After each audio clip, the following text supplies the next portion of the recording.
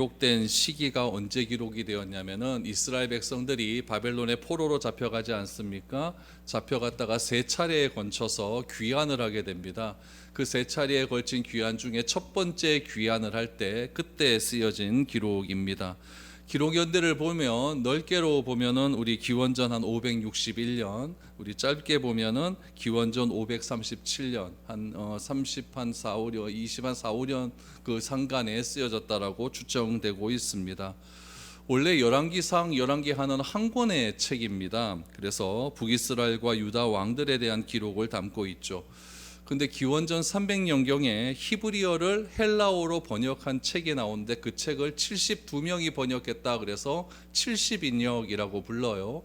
그 70인역의 그런 사본들이 아직까지 존재하고 있는데 그 70인역에 보면은 이 열왕기 상하를 나누어 놓았습니다. 그래서 우리 사무엘 상하 이런 것도 다 한 권의 책인데 70인역에 보면은 그것을 두 권으로 나눴고 역대 상하도 원래 한 권인데 우리 70인역에서 역대 상하로 이렇게 나누어 놓았습니다. 그래서 이 열왕기도 원래는 한 권의 책인데 70인역에 의해서 열왕기 상하로 나뉘게 되었고 그 번역이 오늘에까지 이르게 되었다라고 이렇게 생각을 하시면 좋을 것 같습니다. 열왕기 하의 내용도 뭐 한 권의 책이었으니까 열왕기 상의 내용과 별반 다른 것이 없습니다. 국가와 개인의 흥망성쇠가 하나님 말씀에 어떻게 순종하느냐에 따라서 우리가 흥망성쇠가 달려 있다라는 것을 강조하고 있습니다. 열왕기상을 제가 51번에 걸쳐서 한 1년에 걸쳐서 설교를 했는데 열왕기하도 열왕기상과는 별 다를 것이 없는 말씀이 반복되어 기록되어 있습니다. 하나님의 말씀을 잘 듣는 왕들은 다윗의 길로 갔고 그렇지 않은 왕들은 여로보암의 길로 갔다라고 하는 것들이 반복되고 있죠. 여러분 성경을 가만히 읽다 보면 이렇게 성경이 반복된 말씀들이 계속해서 나오고 있습니다. 우리 로마서 이후에 보면 계속 구원에 대한 이야기가 반복적으로 나오지 않습니까? 이런 것들을 보면은 여러분 우리의 삶도 계속 반복되는 삶이 된다라는 것을 알 수가 있어요. 우리도 한 번에 돌이키고 한 번에 무엇인가가 다 이루어지면 좋을 것 같은데 같은 실수가 매번 반복되고 그렇게 살지 않겠다고 결단하지만 또다시 반복되는 것이 우리의 삶 아닙니까? 우리 오늘의 하루도 생각해 보세요. 매일 같은 시간에 일어나고 같은 회사에 출퇴근이 반복되는 그런 삶 가운데 권태를 느낄 때도 있습니다. 이런 것들을 보면 성경 또한 우리 일상에 우리 인간의 역사에 별반 다를 것이 없는 그런 이야기다라는 것을 알 수가 있죠.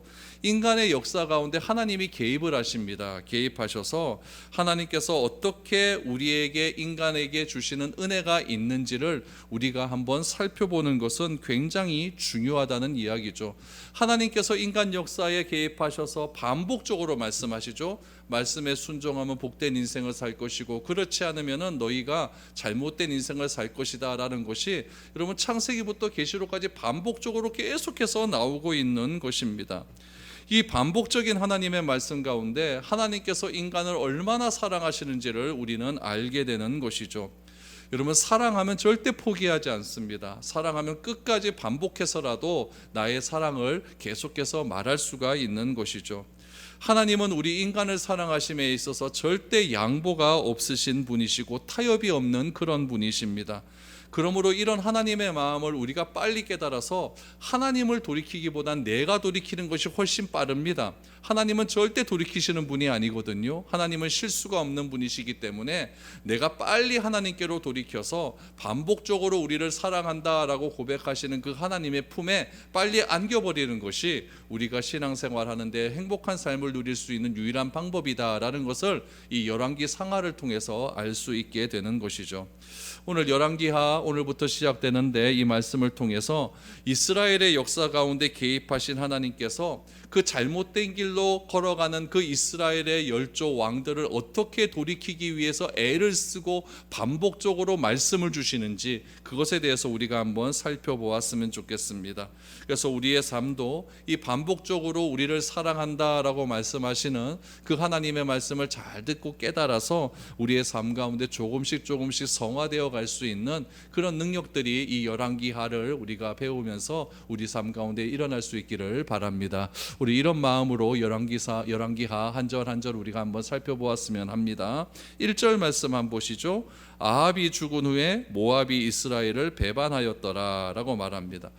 아합이 우리 열왕기상 22장에 보면 죽게 됩니다. 여러분, 세상은요 힘과 권력이 있을 때 복종이 돼요. 나에게 힘과 권력이 있을 때 나에게 머리를 숙이지, 여러분, 나에게 힘이 없고 권력이 없으면 절대 머리를 숙이지 않습니다. 그러나 힘과 권력이 사라지게 되면 어떻게 되느냐? 배반이 시작된다는 이야기예요. 아합이 힘이 있었을 때는요 모압이 아합에게 고개를 숙였습니다. 그러나 아합이 죽고 아합의 첫째 아들이었던 아하시아가 왕이 되자, 여러분, 왕이 되자 이스라엘을 배반하는 일이 일어나게 됩니다.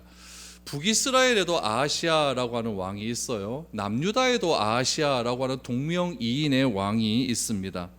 남쪽의 아하시아라고 하는 왕은요 아합의 외손자입니다. 외손자고, 북쪽의 아하시아 왕은요 아합의 장남입니다. 그러니까 남쪽의 아하시아 왕과 북쪽의 아하시아 왕이 삼촌과 조카 사이다라고 생각하시면 좋습니다. 그런 왕들이 이렇게 좀 같은 거의 같은 연대에 그렇게 활동을 하게 됩니다. 그래서 열왕기를 우리가 읽다 보면은 갑자기 아하시아가 분명히 죽었는데 또 다시 아하시아가 나오거든요. 그런 일들이 여러분 일어나게 되는데, 지금은 북쪽의 아하시아에 대한 이야기가 나오고 뒤에 조금 지나가게 되면 또 남쪽의 아하시아에 대한 이야기가 또 다시 반복이 됩니다.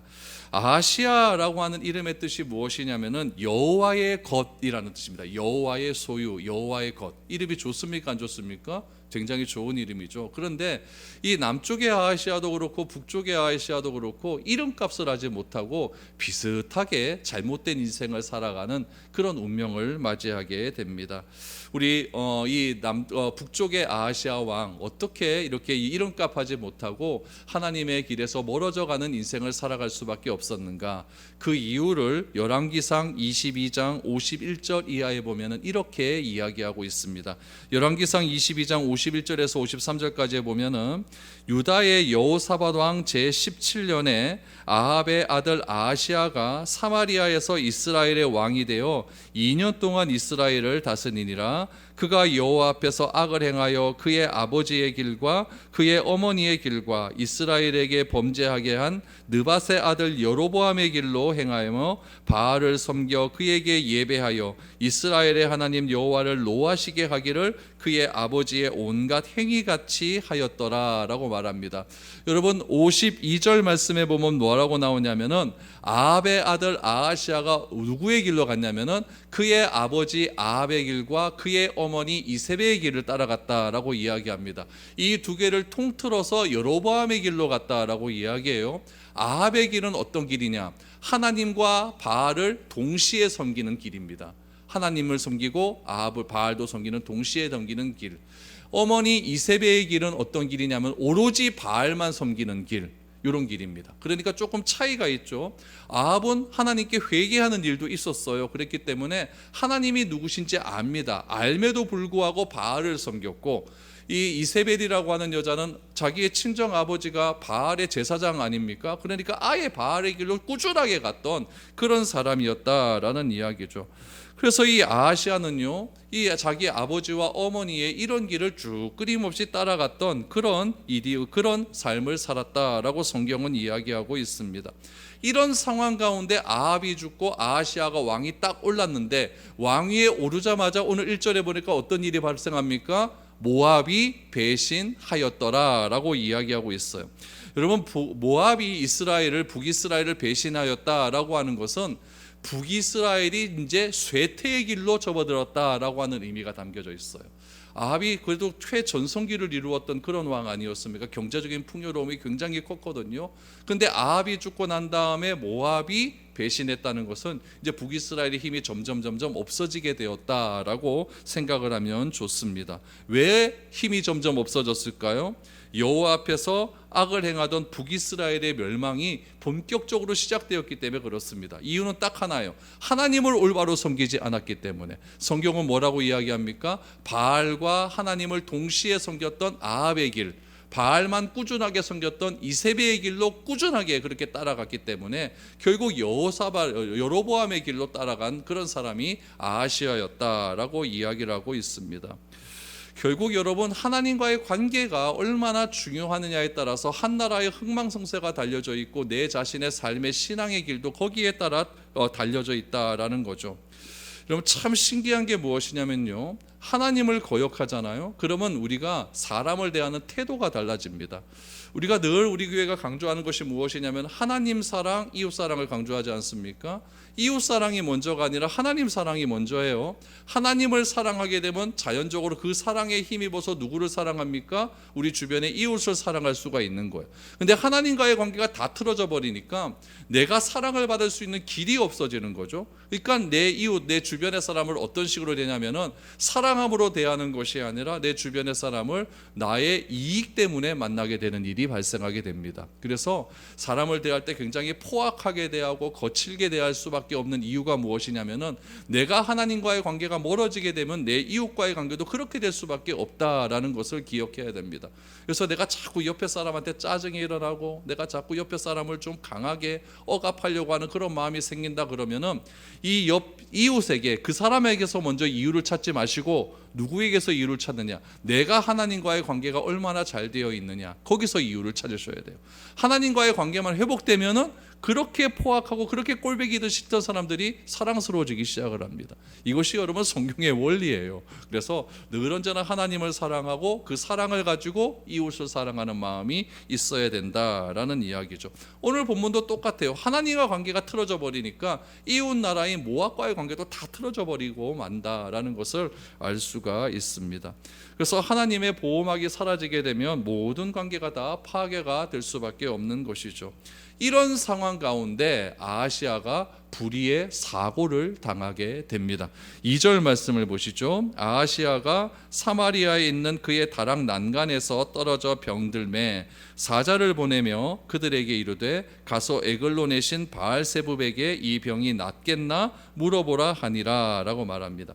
사마리아에 있는 그의 다락 난간, 무슨 말이냐면 북이스라엘의 수도가 사마리아예요. 사마리아니까 왕이 있는 궁궐이 있을 것 아닙니까? 왕의 궁이에요. 왕의 궁인데 다락 난간, 그러니까 우리가 생각하는 다락에 무슨 난간이 있나라고 생각할지 모르지만 여러분, 아파트 보면 복도식 아파트 있죠, 그렇죠? 복도가 쭉 있잖아요. 그거예요, 그거. 그러니까 베란다라고 생각을 하시면 돼요. 그리고 왕궁에 보면은 저기 우리 백성들을 바라볼 수 있도록 높은 곳에 짓지 않습니까? 거기서 백성들을 이렇게 왕궁에 거닐 수 있는 그런 베란다가 있잖아요. 그거예요. 거기서 뚝 떨어진 거예요. 왜 떨어졌는지 모르겠지만 떨어졌습니다. 하여튼 떨어졌는데 어떤 일이 일어났냐? 하도 세게 떨어졌나 봐요. 세게 떨어져서 병이 들었다라고 이야기를 해요.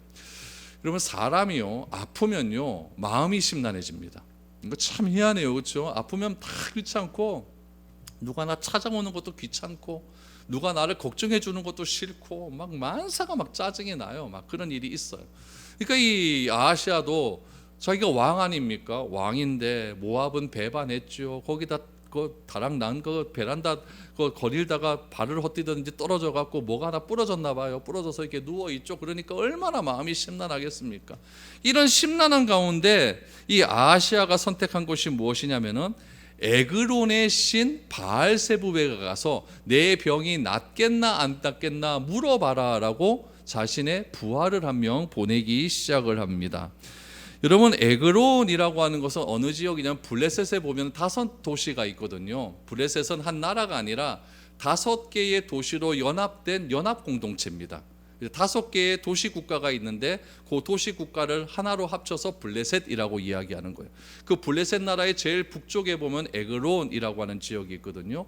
그 에그론이라고 하는 지역에서 섬기는 신의 이름이 뭐냐면은 바알세붑입니다. 바알세붑. 이 바알세붑의 뜻이 뭐냐면은 파리의 신.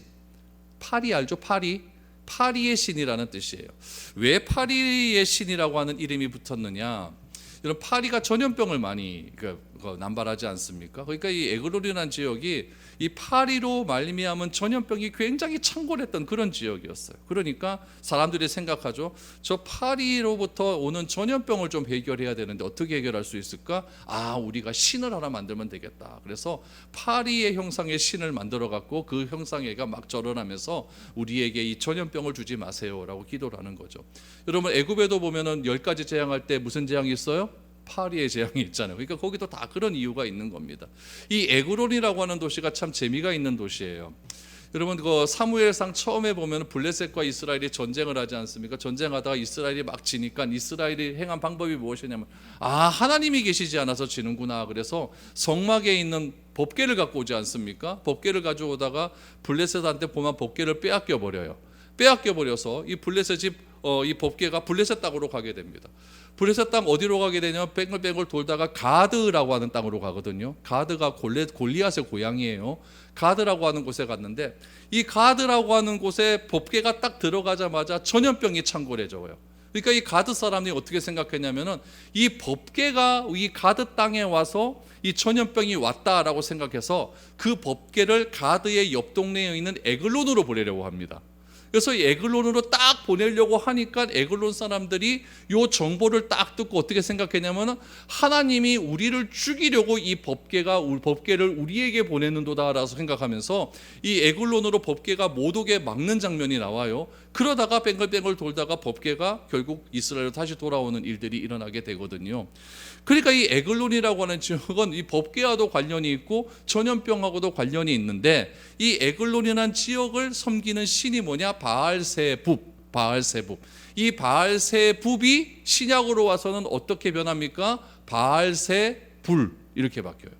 그러니까 예수님이 눈멀고 귀먼 사람들을 고쳐줬더니 바리새인이 뭐라고 이야기하냐면 예수님의 능력을 가지고 저게 귀신의 왕 바알세불의 힘을 입어서 그렇게 병을 고친다라고 말하는 장면 기억하시죠?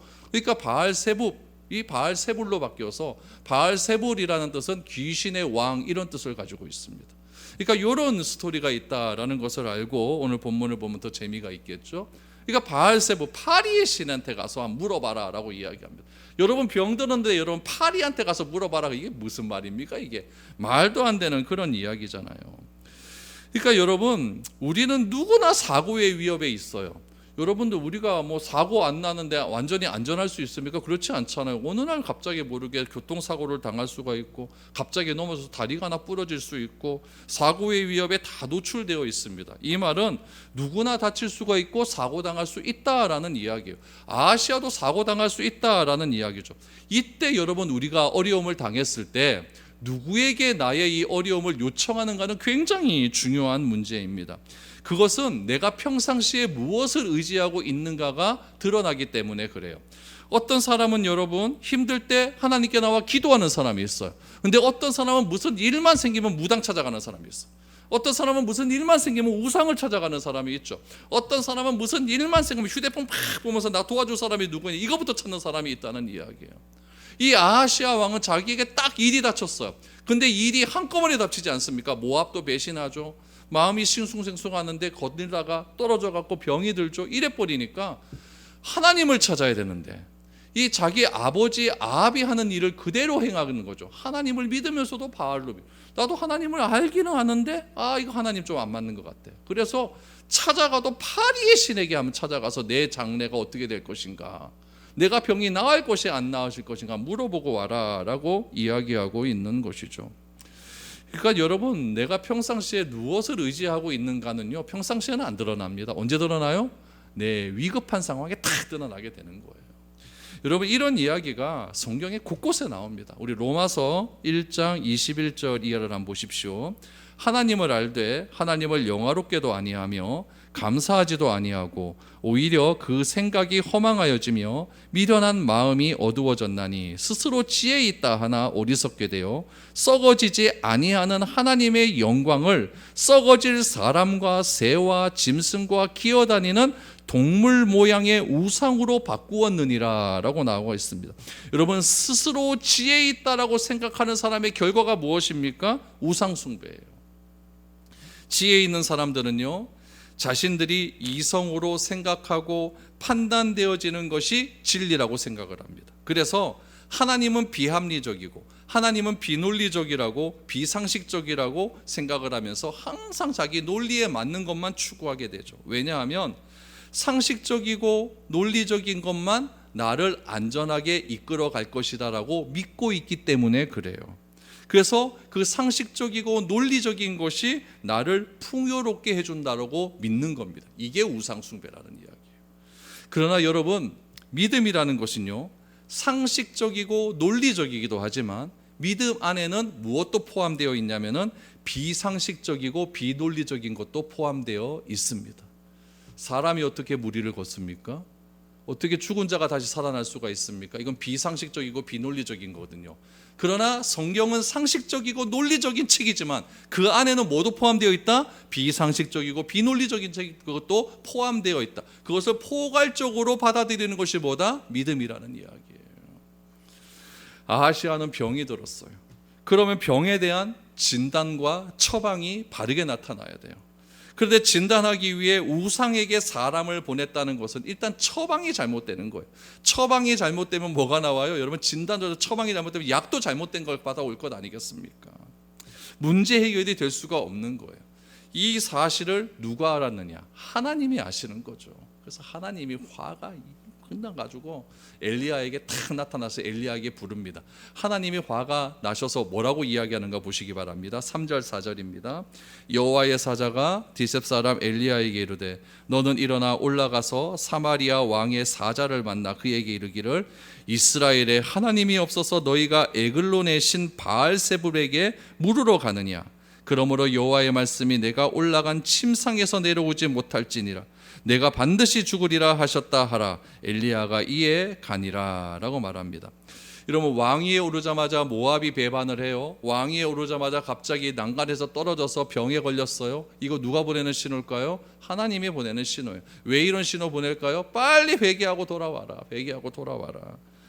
하나님은 아하시아에게 뭐라고 이야기하냐면 물어볼 곳이 없어서, 이스라엘에 하나님이 없어서 파리의 신한테 가서 네 병에 대한 안부를 물어.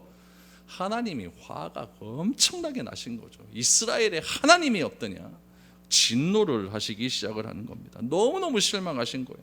그래서 엘리야에게 하나님의 뜻을 빨리 가서 전해라 라고 말씀을 하신 것이죠. 이것 또한 엘리야를 보낸 것도 하나님의 신호라는 이야기예요. 이 신호 안 받으면 어떻게 된다고 말합니까? 네가 침상에서 내려오지 못할 것이다. 이건 죽는다는 이야기거든요. 죽는다는 이야기입니다. 그러니까 네가 침상에서 내려오고 싶으면 빨리 하나님께로 돌아와서 회개하고 하나님을 붙들어라, 이런 메시지를 전했다는 이야기죠. 그러나 아하시아는요, 어리석게요, 하나님의 신호를 알지를 못합니다. 하나님의 신호를 알지 못했기 때문에 신하를 우상 숭배의 장소로 보내어서 자기 병에 대한 진단과 처방을 요구한 것입니다. 여러분, 우리도 어려울 때요, 하나님의 신호가 여러분에게 반드시 가게 돼 있어요.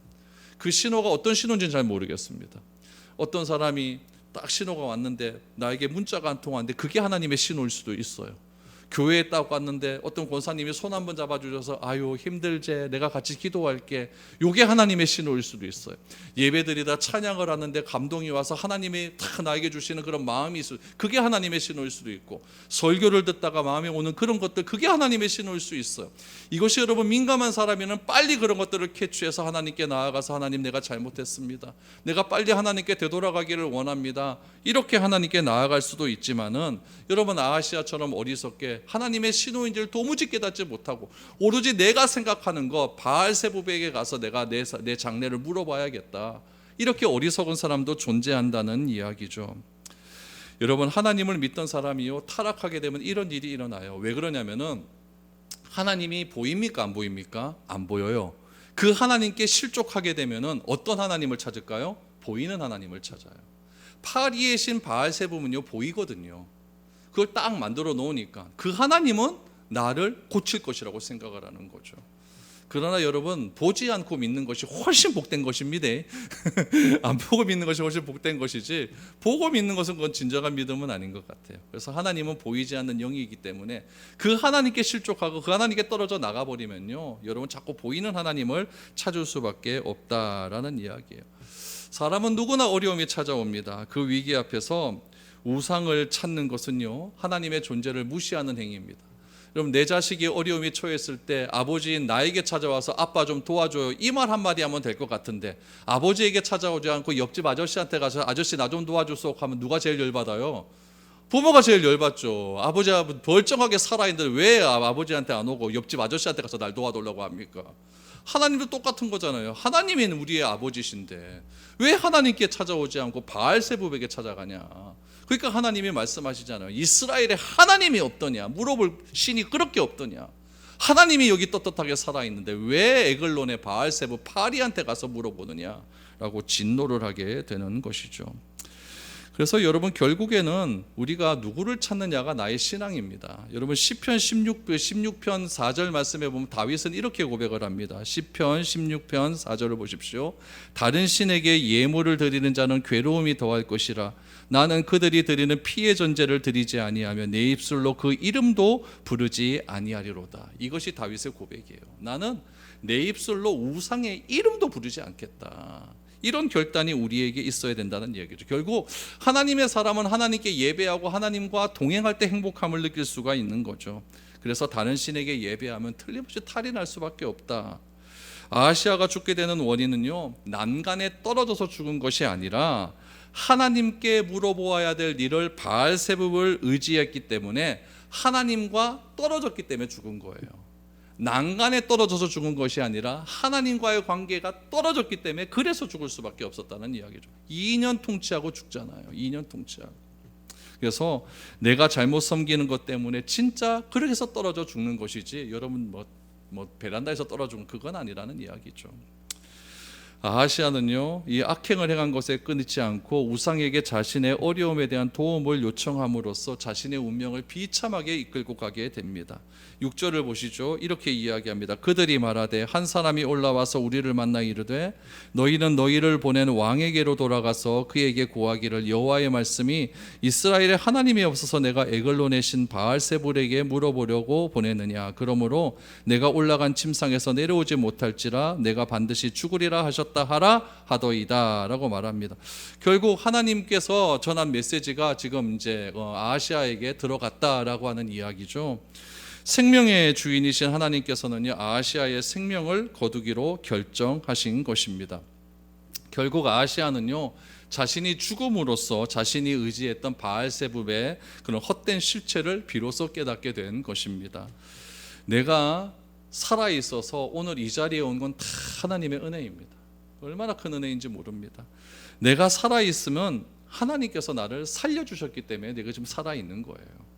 살려주신 까닭은 무엇일까요? 나를 통해 뭔가 할 일이 있겠죠. 그러니까 살려주신 것 아니겠습니까? 하나님을 거부하고 하나님의 거룩한 목적을 위해 살기를 거부한다면 더 이상 살아있을 이유가 없는 것이죠. 그래서 하나님은요, 아하시아의 생명을 끌어내기로 결정하신 것입니다. 여러분, 만약에 아하시아가 이때 엘리야의 말을 듣고 회복했다면 죽었을까요? 안 죽었을까요? 안 죽었을 겁니다. 그런데 잘못된 선택 때문에, 내가 잘못된 선택 때문에 결국 이렇게 비참한 죽음을 맞이하게 되는 것이죠. 아하시아는 자신이 죽을 것이라고 하는 예언을 듣게 됩니다. 7절 8절 보세요. 왕이 그들에게 이르되 올라와서 너희를 만나 이 말을 너희에게 한 그 사람은 어떤 사람이더냐? 그들이 그에게 대답하되 그는 털이 많은 사람인데 허리에 가죽 띠를 띠었더이다 하니 왕이 이르되 그는 디셉 사람 엘리야로다. 여러분, 엘리야가 이 말을 전했다라고 하는 말을 듣자마자 아하시아는 벌벌 떨었을 겁니다. 왜냐하면 자신의 아버지였던 아합도 하나님의 예언대로 죽는 것을 아하시아는 두 눈으로 봤거든요. 하나님의 말씀이 이렇게 능력이 있다는 것을 알고 있음에도 불구하고 이 아하시아는요, 하나님의 말씀보다, 하나님보다 누구를 더 좋아했습니까? 보이는 하나님을 더 추구했다라는 이야기죠. 하나님의 예언을 듣게 된 아하시아가 회개할 수 있는 마지막 기회, 이 기회에도 아하시아는요, 회개하지 않았습니다. 여러분, 내가 하나님을 믿는다, 내가 신앙생활을 한다라고 하는 것은 하나님에 대한 사랑을 표현하는 것입니다. 성경은 하나님에 대한 사랑을 이렇게 표현하라고 나옵니다. 우리 아가서 8장 6절을 보세요. 아가서 8장 6절에 보니까 너는 나를 도장같이 마음에 품고, 마음에 도장 찍으라는 이야기예요. 도장같이 팔에 두라. 팔뚝에도 도장을 찍으라는 이야기예요. 사랑은 뭐라고 이야기합니까? 사랑은 죽음같이 강하고 질투는 스올같이 자는, 스올은 저 깊은 땅 깊은 흑암 깊은 땅 밑이에요. 지옥이라고 이야기해요. 그러니까 질투는 스올같이 잔인하며 불길같이 일어나나니 그 기세가 여호와의 불과 같으니라 라고 이야기를 합니다. 여러분, 우리가 하나님을 사랑하는 것은요, 내 마음에 도장을 찍는 것과 같아요. 도장은 여러분 거래를 이렇게 할 때 도장이 딱 찍혀 있으면 그것이 인정되는 것 아닙니까? 내가 하나님을 사랑한다라고 하는 그 인정되는 도장을 어디다 찍으라고요? 내 마음에 찍고 내 팔뚝에 찍는 거예요. 그 찍고 나서 하나님의 사랑을 어떻게 이야기하느냐? 사랑은 죽음과 같이 강한 것이다 라고 하는 그 죽음을 내걸고 목숨을 걸고 주님을 사랑하는 그런 마음이 우리 가운데 있어야 된다라는 이야기죠. 그 죽음과 같은 사랑을 어떻게 표현했습니까? 사랑은 타오르는 불길처럼 아무도 끄지 못하는 거센 불길과 같다라고 이야기해요. 둘이 연애해 보십시오, 여러분. 그거 누가 말립니까? 죽어도 못 말리잖아요. 하나님께 마음 가운데 도장 찍은 사랑은요, 아무도 말리지 못하는 활활 타오르는 불길과 같다라고 아가서는 이야기하고 있어요. 가장 위급한 순간에 내가 가장 사랑하는 그 하나님을 찾아서 그 하나님을 내가 어떻게 대하고 있는가가 하나님을 얼마만큼 사랑하고 있는가에 대한 증거라는 사실을 꼭 기억하시기를 바랍니다. 파리의 신을 찾겠습니까? 천지를 창조하신 하나님을 찾겠습니까?